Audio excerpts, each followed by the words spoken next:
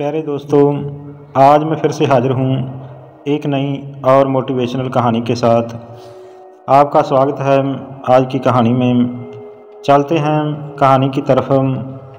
आज की ये कहानी एक टीचर अंजलि की है। वह 5वीं कक्षा के बच्चों को पढ़ाती थी और जब भी क्लास में जाती थी तो वो कहती थी कि आई लव यू ऑल। लेकिन जब वह ये आई लव यू ऑल बोल रही होती थी तो उन्हें मालूम था कि वह झूठ बोल रही है, क्योंकि क्लास में एक बच्चा था जिससे उन्हें नफ़रत थी। गंदे कपड़े पहनता था और उसके जूते गंदे रहते थे। शर्ट की कॉलर भी गंदी रहती थी। उसका ध्यान क्लास से बाहर ही रहता था। अंजलि मैडम मन ही मन में उससे घृणा सी करने लगी थी और धीरे धीरे उनकी नफ़रत और भी बढ़ती गई। वह राजू पर ताने मारने लगी और जब साल के बीच में प्रोग्रेस एग्ज़ाम हुआ, ग्रेड्स बहुत ही कम आए। अंजलि मैडम पहले से ही राजू से नफ़रत करती थी, तो इसलिए उन्होंने राजू के घर वालों के लिए एक पत्र लिखा जिसमें उन्होंने राजू के चरित्र को ज़ाहिर करने के लिए कई प्रकार की गलत बातें भी लिखी। तो मैडम को बहुत ही सुकून मिला, क्योंकि वह मन ही मन राजू से नफ़रत भी करती थी, क्योंकि वह पढ़ाई लिखाई पर ध्यान नहीं देता था और किसी से मतलब नहीं रखता था। तो स्कूल का एक नियम था कि प्रोग्रेस रिपोर्ट घर पर भेजने से पहले जो हेड मास्टर हैं उनके पास जाती थी। तो जो स्कूल के हेड मास्टर थे उन्होंने देखा कि उन्हें लगा कि क्या लिख दिया है मैडम ने, तो एक भी बात अच्छी नहीं लिखी है। फिर हेड मास्टर ने मैडम को बुलाया और कहा कि आप जी ने एक भी बात अच्छी नहीं लिखी है बच्चे के बारे में, कुछ तो अच्छा लिखिए। अंजलि जी कहने लगी कि बच्चा जैसा है सर मैंने वैसा ही लिखा है, इसमें बुरा ही क्या है। तो हेड मास्टर जी सोचने लगे कि कैसे मैडम को समझाया जाए। तो उन्होंने कर्मचारी को बुलाया और कहा कि जो राजू की पुरानी क्लास की प्रोग्रेस रिपोर्ट है उनको आप अंजलि मैडम के टेबल पर जाकर के रख दीजिए। अगले दिन जब मैडम स्कूल आई तो उनकी टेबल पर पहले से ही राजू की जो पुरानी प्रोग्रेस रिपोर्ट थी वो रखी हुई थी। तो बड़ी ही खुश हुई कि अब देखती हूँ कि क्या क्या इसने कारनामे किए हैं पुरानी क्लासेस में। उन्होंने देखना शुरू किया। उन्होंने राजू की 3rd क्लास की रिपोर्ट उठाई तो उसमें लिखा हुआ था कि राजू बहुत ही अच्छा बच्चा है, बहुत इंटेलिजेंट है, बहुत समझदार है। 4th क्लास की रिपोर्ट उठाई, उसमें लिखा हुआ था कि आज का राजू का ध्यान थोड़ा पढ़ाई में कम लगता है, क्योंकि उसकी मां को कैंसर डिटेक्ट हुआ है और वह आखिरी स्टेज में है। राजू अपनी मां को लेकर के चिंतित है, उसका ध्यान अब पढ़ाई में नहीं लग रहा है। और उसी रिपोर्ट में आखिर में हेड मास्टर जी का एक कमेंट था कि अब राजू की मां इस दुनिया में नहीं रही, हम सब टीचर्स को मिलकर के राजू की ज़िंदगी को बचाना होगा। तो उसकी ज़िंदगी की चमक को बचाना होगा, तो उसके करियर को बचाना है। जब ये सब मैडम पढ़ रही थी तो उनकी आंखों में आंसू थे और वो रोने लग गई कि मैं एक भोले और दुखी बच्चे का दुख न समझ सकी। जब वो क्लास में गई तो उन्होंने फिर से कहा कि आई लव यू ऑल, लेकिन इस बार फिर से वह झूठ बोल रही थी, क्योंकि अब की बार उसके मन में राजू के लिए बहुत सारा प्यार था और बाकी बच्चों के लिए थोड़ा कम था। उस दिन के बाद से उन्होंने राजू पर बहुत ज़्यादा ध्यान देना शुरू कर दिया। तो उसकी पढ़ाई को लेकर के उसे समझाना शुरू किया, उसका ख्याल रखना शुरू किया। 5th क्लास का जब रिज़ल्ट आया तो राजू ने क्लास में टॉप किया। 5वीं तक का स्कूल था, उसके बाद बच्चों को दूसरे स्कूल में जाना होता था। तो फेयरवेल हो रही थी, तो सब बच्चे गिफ्ट लेकर अपने टीचर्स को दे रहे थे।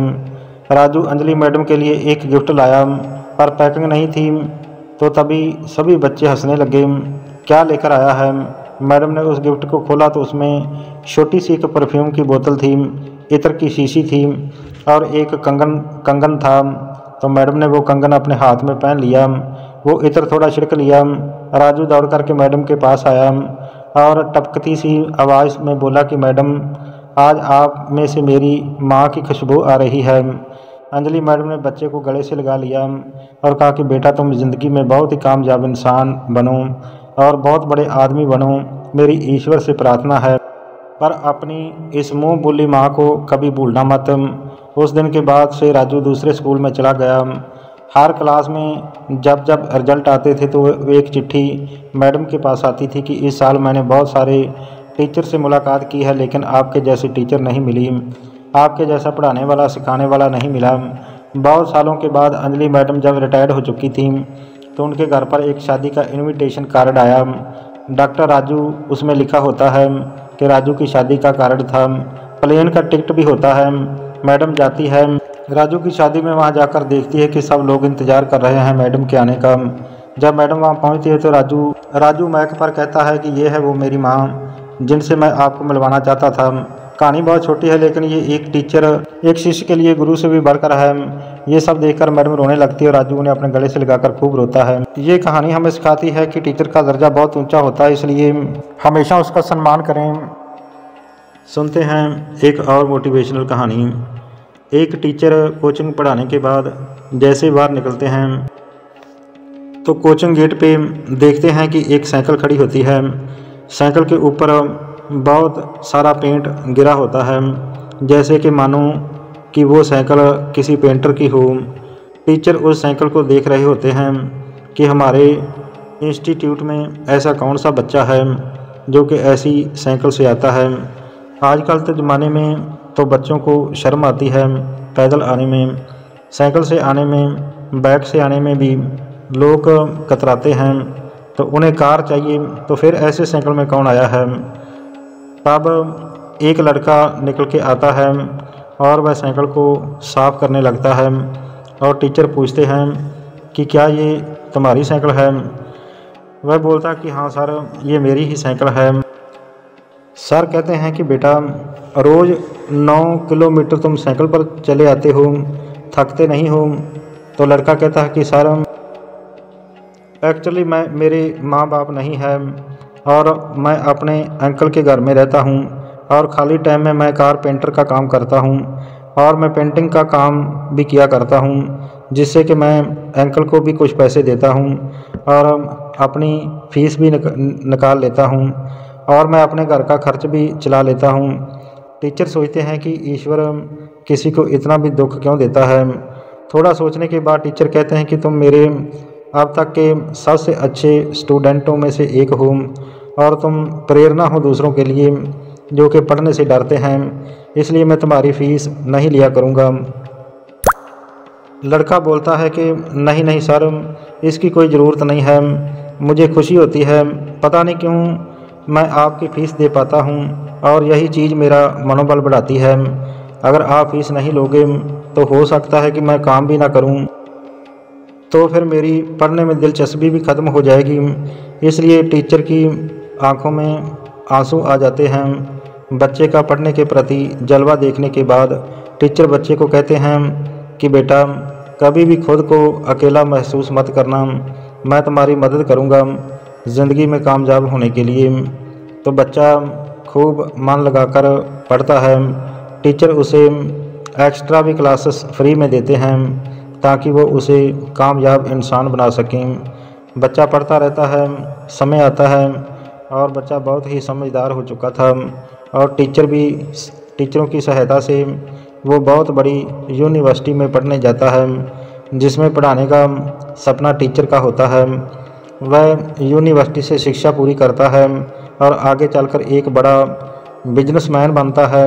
और जब एक दिन उनकी कंपनी का भाषण चल रहा होता है तो वह ये बातें सभी को बता रहा था।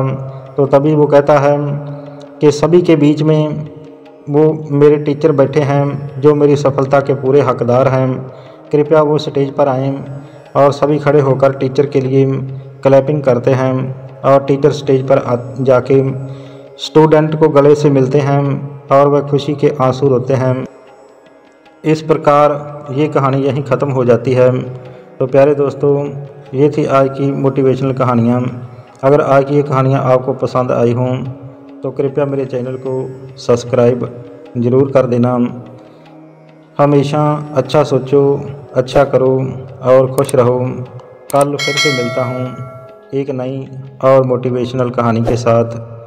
तब तक के लिए नमस्कार, वंदे मातरम, जय भारत, धन्यवाद।